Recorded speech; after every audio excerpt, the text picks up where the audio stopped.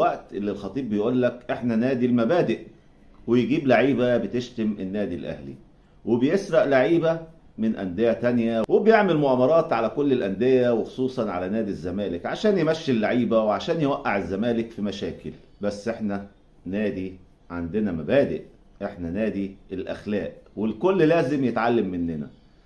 طب عمال الأهلي بتستغيث، يعني متابع أهلاوي محترم بعت لي وزعلان عشان امبارح قلت عمال الأهلي بتستغيث، وقال لي مفيش حاجة اسمها عمال الأهلي بتستغيث، الناس بتقبض مرتباتها وهم ارتضوا بالأمر، مش زي نادي الزمالك اللي ما بيدفعش فلوس لنادي الزمالك.